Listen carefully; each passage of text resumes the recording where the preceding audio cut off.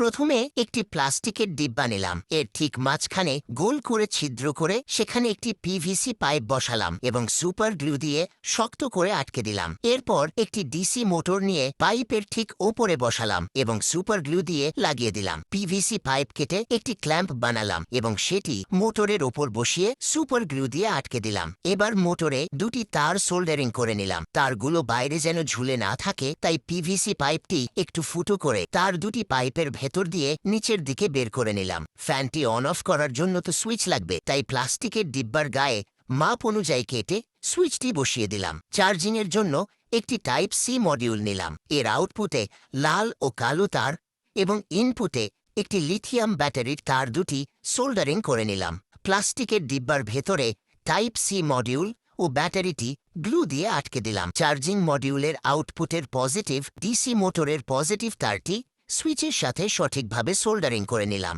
মোটরের মাথায় একটি চমৎকার প্লাস্টিকের পাখা লাগিয়ে দিলাম। তো গাইজ, দেখলে তো কত সহজে এবং অল্প খরচে আমরা ঘরে বসে একটি রিচার্জেবল মিনি ফ্যান বানিয়ে ফেললাম। ভিডিওটি ভালো লাগলে লাইক ও শেয়ার করতে ভুলবেন না।